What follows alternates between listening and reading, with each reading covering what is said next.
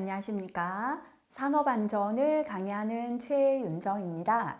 이번 시간은 6번째 과목 건설안전 기술 중에서 거푸집 동바리에 대해서 공부하도록 하겠습니다. 자, 일단은 우리 거푸집이 뭐고 동바리가 뭔가 용어를 조금 알아야지 이해가 되니까요. 거푸집 한번 보겠습니다. 타설된 콘크리트가 설계된 형상과 치수를 유지하며 콘크리트가 소정의 강도에 도달하기까지 양생지지하는 구조물이다 라고 했는데요. 예를 들어서 내가 이러한 벽체를 하나 콘크리트 벽체를 만들고 싶어요. 그러면 모양을 만들어주는 틀이 있어야 됩니다. 그죠? 이렇게 거푸집을 만들어요. 거푸집은 이제 여러 개를 이렇게 붙여가지고 내가 원하는 넓이와 높이의 거푸집을 딱 만들어요. 그런데 그러고 난 다음에 여기다가 틀 안에 콘크리트를 부어 넣어요. 양생이라는 건 굳어질 때까지 두는 거죠. 자, 건조가 되고 난 다음에 밖에 있는 거푸집을 떼어내면 요런 사각형의 벽체가 만들어지겠죠. 그래서 거푸집은 형틀이다. 그죠? 우리가 콘크리트의 형상과 치수를 만들어주는 틀이 거푸집이다. 이렇게 생각하셔도 되겠어요. 그 다음에 동바리는요. 타설된 콘크리트가 소정의 강도를 얻기까지 고정하중과 시공하중을 지지하기 위하여 설치하는 부재다라고 해놨는데요. 예를 들어서 이렇게 천정이 있고 벽체가 있어요. 그죠? 그럼 아직 완전히 콘크리트를 타설해서 건조될 때까지 완전히 이게 조립이 안 된 거잖아요. 그때 천정을 이렇게 떠받치고 있는, 그죠? 기둥 역할하는 거. 그죠? 이렇게 기둥을 세워서 천정을 떠받쳐주는 역할하는 걸 우리가 동바리라고 해요. 그죠? 그래서 거푸집과 동바리가 아직까지 콘크리트를 타설할 때는 이 형태를 유지해주기 위하여 형틀 역할하는 건 거푸집이고 상부에서 내려오는 하중을 떠받치고 있는 수직 부재의 그죠? 이 기둥 역할하는 게 동바리다. 이렇게 기억하시면 되겠습니다. 자, 그러면 거푸집의 구비 조건. 자, 이제 앞 시간에 했던 것보다 이번 시간 조금 부담 내려가도 됩니다. 자, 요거는 필기용이니까요. 가볍게 한번 볼게요. 거푸집은 조립이나 해체나 운반이 용이해야 합니다. 현장에서요, 이게 아파트 오늘 건설했잖아요. 거푸집을 다 버리는 게 아니라 그대로 다른 현장 들고 가서 또 조립하고 콘크리트 굳어지면 이걸 해체해내야 되죠. 그죠? 그래서 조립도 쉬워야 되고 해체도 쉬워야 되고 운반하기도 용이해야 합니다. 최소한의 재료로 여러 번 사용할 수 있는 형상과 크기일 것. 예를 들어 거푸집을요 아주 큰 걸 만들어 버리면 작은 벽체를 만들 때 못 쓰겠죠. 그래서 여러 번 사용할 수 있는 모양과 크기로 하는 게 좋습니다. 자, 그 다음에 수분이나 모르타르의 누출을 방지할 수 있는 수밀성이 있어야 돼요. 이 거푸집 안에는 콘크리트 안에는 시멘트, 모래, 자갈, 물이 혼합되어 있는 거잖아요. 그 수분이 다 빠져버리면 재료 분리 일어나고 부실 시공이 되죠. 그래서 이 수분이나 모르타르가 밖으로 새어나오지 않는 수밀성을 가져야 합니다. 시공 정확도에 알맞은 수평, 수직, 직각을 견지하고 변형이 생기지 않는 구조. 자, 우리가 뒤에서 배우는데 츠갑이라고 하는데요. 지금 이 상태에서는 이게 각이 딱 맞고 치수가 맞았는데 콘크리트를 부어 넣죠. 굳기 전에 콘크리트는 벽을 미는 힘이 있어요. 츠갑이라고 합니다. 자, 여기에 형태가 변해버리면 벽체가 다 찌그러져 나오겠죠. 그죠? 그래서 변형이 생기지 않는 구조여야 합니다. 콘크리트의 자중은 자체 중량. 또 콘크리트를 쏟아 붓다 보면 부어넣기 할 때 충격이 있겠죠. 그죠? 작업 하중. 사람이 사비나 장비로 이제 작업할 때의 하중에 견뎌야 되고요. 변형을 일으키지 않을 강도를 가져야 한다. 그죠? 자, 철제 거푸집이 있고요. 합판 거푸집이 있어요. 이 합판 거푸집은 나무로 만든 거죠. 그죠? 그래서 표면이 평활하고 아름답고요. 합판은 자연 소재다 보니까 신축이 적어요. 누수의 염려가 적고요. 보통은 목재 패널보가 강성이 크고 정밀도가 높은 시공이 되고요. 단점은 무게가 무겁고 내수성이 불충분하여 표면이 손상되기 쉽다. 뭐 이렇게 나온다, 그죠? 근데 요거는 요 강제와 합판은 한번 읽어보시고요. 한 번씩 필기에 나오는 건 옆에 거 요거 볼게요. 요것만 필기에 한 번씩 나옵니다. 철제 거푸집과 비교한 합판의 장점이 되겠습니다. 일단 철제는 합판보다 더 튼튼하긴 한데요. 녹이 쓸죠. 근데 합판은 녹이 쓸지 않아서 보관하기가 쉬워요. 합판도 금방 무겁다라고 나왔는데요. 철제보단 합판이 어떠하다? 가볍다. 그죠? 터지거나 해도요. 철제보다 합판이 보수하기가 쉬워요. 예를 들어 벽면에 배수 파이프를 하나 놓고 싶으면 합판은 구멍을 뚫어서 파이프 꽂아 놓기가 쉽겠죠. 이렇게 삽입기구를 삽입하는 것도 간단하고요. 자연 재료다 보니까 외기 온도 영향이 적어요. 하지만 철제는 외기 온도 영향을 많이 받아서 바깥 기온이 더울 땐 안도 굉장히 온도가 올라가고 바깥이 차가울 땐 안도 많이 그죠? 차가워지는 단점이 있죠. 그래서 이 정도 한번 보시고요. 요거 따로는 참고만 하시면 되겠습니다. 자, 거푸집 동바리 조립 시의 안전 조치 사항이다. 그죠? 거푸집 동바리를 조립할 때는 구조를 검토하고 역시나 조립도를 작성합니다. 앞에서 우리가 흑마개 15공, 터널 15공도 조립도를 작성했죠. 거푸집 동바리도 조립도를 작성하는데요. 조립도에는 동바리 멍에의 부재의 재질, 단면 규격, 설치 간격, 이음하는 방법 대부분 비슷하죠. 그죠? 재질, 재료가 뭐고 규격이나 간격, 사이즈가 어떻고 간격 얼마마다 하고 어떻게 이음하라는 게 명시되어야 한다. 이건 한번 보고 지나가시고요. 자, 거푸집 동바리를 조립할 때 준수할 사항이 되겠습니다. 깔목의 사용, 콘크리트 타설, 말뚝박기 등 동바리는요 기둥이라 그랬잖아요. 모든 기둥은 그대로 세워놓으면 땅을 따라 치마가 되거나 미끄러지니까 앞에서 그랬죠. 전부 다 이렇게 밑동잡이나 깔판이나 깔목을 썼잖아요. 그죠? 그래서 동바리는요 이렇게 깔목이나 콘크리트 타설하거나 말뚝박기 등 동바리의 치마를 방지하기 위한 조치를 해야 된다.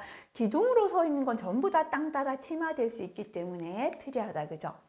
계구부에 입구잖아요. 상부에 동바리를 설치할 때는 입구에 있는 동바리가 붕괴되면 입구가 붕괴되는 거기 때문에요. 상부 하중을 견딜 수 있는 견고한 받침대를 설치해 줍니다. 동바리의 상하 교정, 미끄러짐 방지 조치. 이렇게 기둥은 전부 다 미끄러짐 방지를 해서 하중의 지지 상태를 유지하고요. 동바리의 이음은 맞댄 이음이나 장부 이음으로 하고 우리가 앞에 맞댄 이음 한번 그려봤잖아요. 그죠? 이렇게 맞대어서 있는데 뒤에 이렇게 해서 덧댄 목대었죠. 통나무 비계. 그죠? 이렇게 맞대어 있거나 또는 장부 이음은 파고 들어가는 거예요. 위에 게 이렇게 된다면 밑에 거는 요 틈으로 두 개를 끼우게 된 거. 그죠? 그래서 이렇게 동바리 이음은 맞댄 이음, 장부 이음으로 하고요. 같은 품질의 재료를 사용합니다. 강제와 강제의 접속부나 교차부는 아무거나 철사 이런 걸로 접속을 하면 안 되고요. 이 동바리는 강제의 파이프이기 때문에 접속하는 부분도 역시나 강제의 튼튼한 걸 써야 돼요. 전용 철물을 사용해서 연결해야 됩니다. 거푸집이 곡면, 이렇게 곡면으로 된 거푸집은요, 잘못하면은 떠오르는 게 부상이죠. 요 부상, 떠오르는 걸 방지하기 위한 조치를 해야 한다. 그죠? 파란색 글자 위주로 한번 읽고 지나가시면 되고요. 자, 요건 이제 실기까지 나옵니다. 동바리로 사용하는 강관 파이프, 강관 조립 시 준수사항인데요. 파이프 서포트는 제외하는 교육이 따로 있기 때문입니다. 우리가 앞에서 강관 비계 생각해 보면요. 비계 기둥을 세웠죠. 그죠? 띠장을 얼마 간격으로 했죠? 높이 2m 이하의 띠장을 설치했죠. 똑같습니다. 강관 파이프이기 때문에요. 높이 얼마마다 2m 이내마다 수평 연결재를 몇 개 방향? 2개 방향으로 연결한다. 왜냐면요. 띠장 방향으로 한 개 했잖아요. 그리고 제가 비계를 그릴 때도 이렇게 했잖아요. 만약에 생각해 보세요. 이 동바리가 이렇게 한 방향으로만 연결되어 있어요. 그러면 한 줄이 넘어지면 이게 힘이 없어서 한 줄 쫙 넘어질 수 있잖아요. 근데 제가 장선이라고 해서 이렇게 그렸잖아요. 그죠? 아무래도 한 줄만 띠장만 연결한 것보다는 띠장 연결하고 장선을 연결한 게 튼튼하겠죠. 전체적으로. 그죠? 그래서 2m 이내마다 띠장 방향, 장선 방향 이렇게 두 개 방향으로 수평 연결제의 병인이를 방지한다. 그죠? 숫자부터 기억하세요. 높이 얼마마다, 강관 비계도 마찬가지였습니다. 2m 이내마다 수평 연결제를 띠장 방향, 장선 방향 두 개 방향으로 만들고 수평 연결제 변이를 방지합니다. 실기 가면 괄호 비우고 숫자 적으시오 나옵니다. 멍에를 상단에 올릴 때는 해당 상단에 강제의 단판을 붙여 멍에를 고정한다. 그죠? 밑에 볼게요. 이번에는 아까는 동바리로 사용하는 강관이었죠. 동바리 지주로 사용하는 강관이었고, 동바리로 사용하는 파이프 서포트, 강관 파이프 서포트인데요. 자, 요거를 조립할 때 준수사항입니다. 파이프 서포트는 3개분 이상 이어서 사용하지 아니하도록 하자. 2개까지는 이어서도 되는데 3개 이상은 이어서 사용해서 안 되고요. 파이프 서포트를 이어서 사용할 때는 4개 이상의 볼트나 전용 철물을 사용하러 이어라. 그죠? 예를 들어서 위에 파이프 서포트가 이렇게 있고 밑에 파이프 서포트 이렇게 있는다. 그죠? 그러면 위에 거랑도 몇 개? 2개. 밑에 거랑도 2개. 이렇게 4개 이상의 볼트나 전용 철물을 쓰고요. 자, 그 다음에 요겁니다. 높이가 얼마를 초과할 때, 3.5m를 초과할 때는 높이 얼마마다 2m 이내마다 수평 연결제를 띠장 방향, 장선 방향 두 개 방향으로 만들고 수평 연결제 변이를 방지합니다. 아까 강관도요. 2m 이내마다 수평 연결제 두 개 방향이었잖아요. 똑같아요. 근데 파이프 서포트는 요것만 추가됩니다. 높이가 얼마 초과할 때, 3.5m를 초과할 때는 최소한 이 강관의 파이프 서포트 높이가 지금 3.5m예요. 3.5m다. 그죠? 그러면 최소한 어떻게 해야 된다? 2m 이내마다 이렇게 수평 연결제를 띠장, 장선 질러줘야 됩니다. 그죠? 그 다음엔 이제 4m가 넘으면 또 띠장, 장선 이렇게 두 개로 찔러주는 거죠. 그래서 높이가 3.5m 초과할 때는 높이 2m 이내마다 띠장 방향, 장선 방향 이렇게 두 개 방향으로 수평 연결제를 연결해 준다라는 겁니다. 그죠? 그래서 이 숫자 위주로요. 두 개 비교해서 기억하시면 되겠습니다. 자, 그 다음에 동바리로 사용하는 강관 틀. 자, 건물에서요. 앞에서 우리 틀비계 있었잖아요. 그죠? 틀비계 자체를, 천정을 기댈 수 있는 동바리로 사용하는 거예요. 그죠? 자, 강관 틀과 강관 틀 사이에는 뭐를 설치한다? 교차가세 설치합니다. 앞에서요. 최상층하고 몇 층? 5층 이내마다 수평 연결제를 설치했죠. 마찬가지입니다. 최상층 5층 이내마다 거푸집 동바리 측면과 틀면 방향 및 교차가세 방향에서 5개 이내마다 수평 연결제를 설치하고 수평 연결제 변이를 방지합니다. 그리고 최상층 및 5층 이내마다 똑같죠, 그죠? 거푸집 동바리 틀면 방향에서 양단 및 5개 틀 이내마다 교차가세 방향으로 띠장 틀을 설치합니다. 최상층하고 5층 이내마다 수평 연결제 띠장 틀을 설치한다. 기억하시면 되고요. 멍에를 상단에 올릴 때는 해당 상단에 강제 단판을 붙여 멍에를 고정한다. 그죠?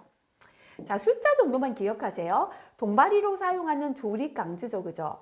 높이가 얼마? 조립 강주는 조립하는 강주, 강제의 이등은 높이가 4m 초과할 때 높이 4m마다 수평 연결제 두 개 방향. 이건 거의 안 나오긴 합니다. 하지만 숫자 정도만 한번 보고 지나가시기 바라겠습니다. 나머지 넘어가도록 할게요. 목재도 숫자 정도 한번 봐주시면 좋겠습니다. 자, 여기는 다 넘어가고 요거 넘어갈게요. 거푸집 동바리 조립이나 해체 작업. 앞에서 조립이나 해체 작업에 공통이 있었잖아요. 그죠? 첫 번째, 관계 근로자가 아닌 사람의 출입을 금지한다. 그죠? 해당 작업을 하는 구역에는 관계 근로자 아닌 사람의 출입을 금지합니다. 또 조립이나 해체는 완전히 조립 안 되었기 때문에요. 날씨가 나쁠 때는 작업 중지하라 그랬죠. 비나 눈 그 밖에 기상상태 불안정으로 날씨가 몹시 나쁠 때는 그 작업을 중지합니다. 요 두 개 공통이에요. 또는 작업 지휘자나 관리 감독자 배치하여 작업한다. 요것도 많이 있었죠. 자, 그 다음에 거푸집 동바리를 조립이나 해체할 때는요. 재료나 기구나 공구를 올리거나 내릴 때는 이동식 비계도 그렇고요. 던져 내리고 올리면 안 되었죠. 뭐를 써야 합니까? 달줄, 달포대를 사용합니다. 낙하 충격에 의한 돌발적 재해를 방지하기 위하여 버팀목을 설치하고 거푸집 동바리를 인양 장비에 매단 후에 작업을 하도록 하는 등 거푸집 동바리를 인양 장비에 매단 후에 작업. 거푸집 동바리를 고정해 놓고 조립이나 해체를 해야 된다. 아니면 전체 붕괴되니까요. 자, 그 다음에 나머지는 해체 계획 한번 읽어봐 주시면 되겠습니다.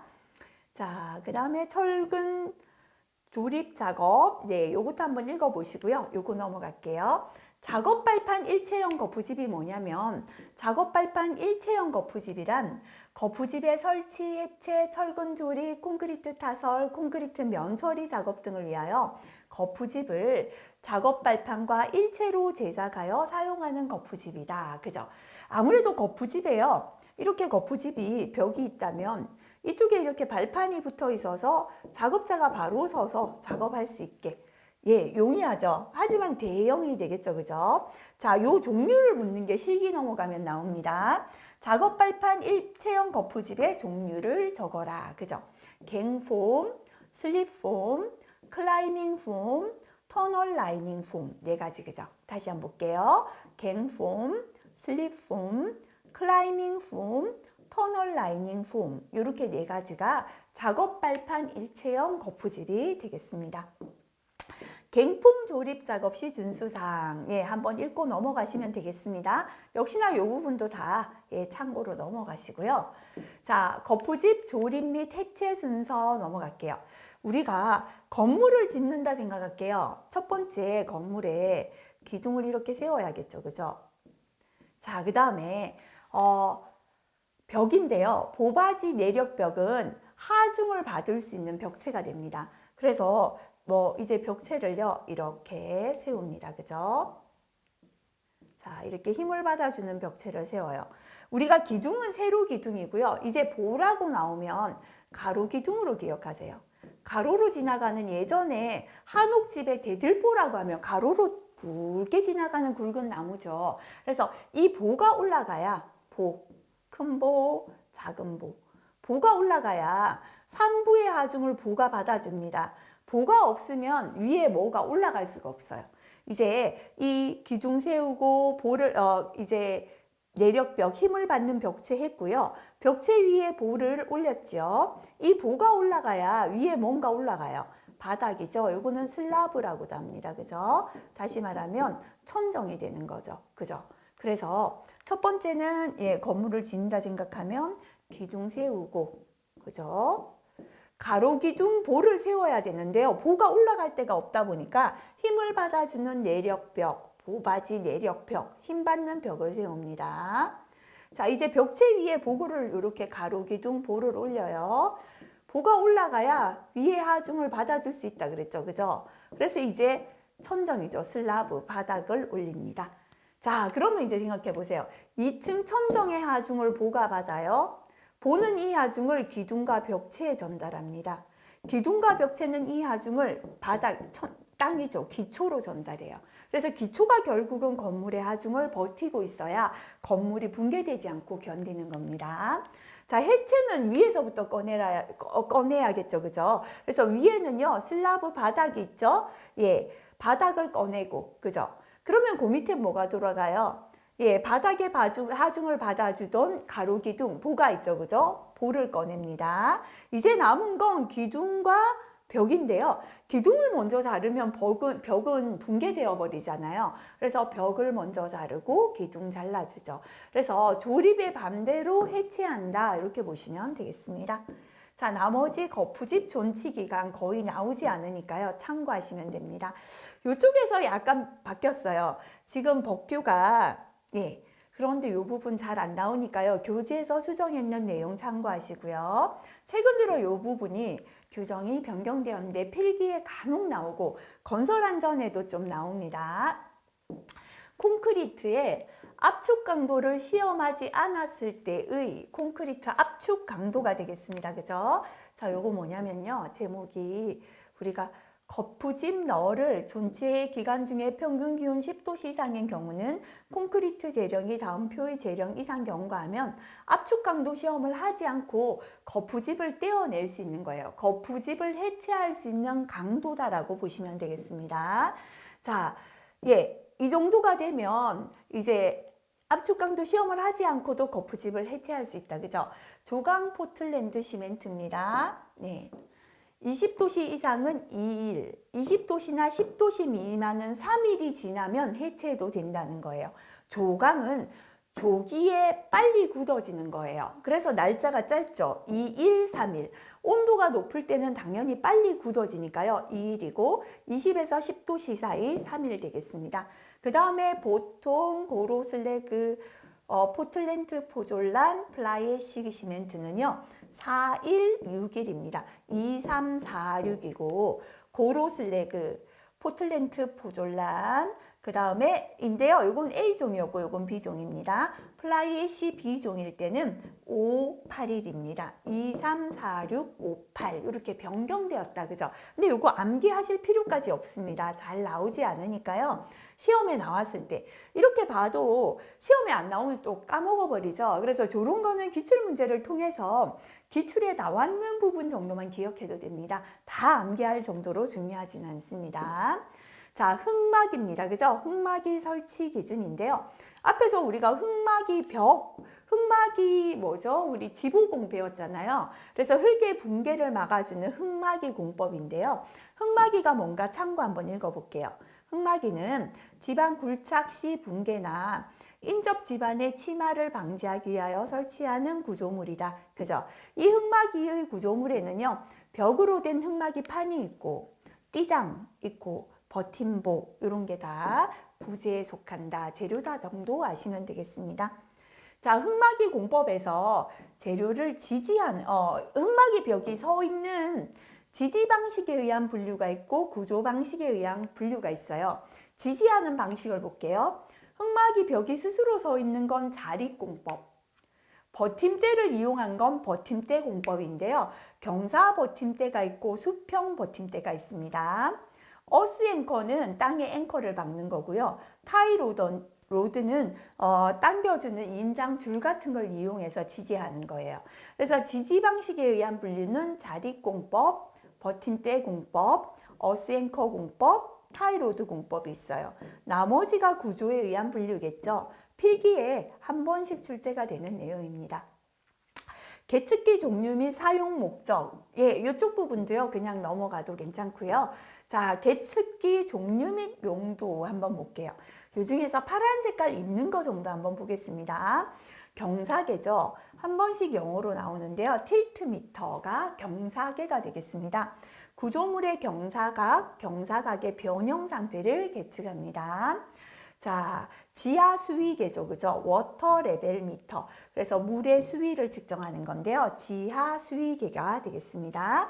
지하 수위의 변화를 측정하는 게 지하 수위계가 되겠습니다. 자, 그 다음에 변형률계가 있어요. 변형률계는 스트레인 게이지, 변형률을 측정하는데요. 무슨 변형인가 하면 변형률계는 응력 변화를 측정하는 겁니다. 자, 그 다음에 하중계, 로드셀이 있고요. 그 다음에 지주하중계가 있는데 스트러트 로드셀이 있죠. 하중계하고 지주하중계가 있는데요. 지주하중계는 축하중, 스트러트 축하중의 변화를 측정하는 게 되겠습니다. 자, 그 다음에 간극수압계가 있어요. 간극수압계는 피에조미터가 되겠습니다. 간극수압계는 과잉 간극수압의 변화, 그죠? 굴착에 따른 과잉 간극 수압을 측정하는 게 되겠다. 그죠? 요 정도 보고 지나가시고요. 역시나 요것도 시험에 나왔다면 나온 부분을 기억하시는 정도 공부해도 되겠습니다. 계측 빈도 한번 읽어봐 주시면 됩니다. 계측 위치 선정 한번 볼게요. 이러한 계측을 어느 위치에서 해야 되는가? 계측 위치입니다. 집안 조건이 충분히 파악이 되고 구조물의 전체를 대표할 수 있는 곳. 구조물이 있다면 전체가 대표될 만한 데다가 계측을 한다면 전체 계측하는 거랑 같은 효과가 있겠죠. 중요 구조물 등 집안에 특수한 조건이 있어서 공사에 따른 영향이 예상되는 곳. 이렇게 전체를 대표하는 곳도 해야겠지만 다른 지역과 달리 특수한 조건이 있는 곳도 또 계측을 해봐야겠다라는 거죠. 교통량이 많은 곳, 그죠? 다만 교통 흐름의 장애가 되지 않아야 됩니다. 지하수가 많고 수위 변화가 심한 곳, 이런 데는 위험하잖아요, 그죠? 차가 많이 다니니까 진동이나 하중이 많고 지하수가 많고, 그죠? 시공에 따른 계측기 훼손이 적은 곳에 계측 위치를 선정한다라고 보시면 되겠습니다. 자, 이번 시간은 앞 시간 비해서 조금 부담이 적었죠, 그죠? 전체적으로 한번 읽으시면서요, 별표 있는 내용 정도만 한번 보고 지나가시면 되겠습니다. 이번 시간 여기까지 하겠습니다. 수고하셨습니다.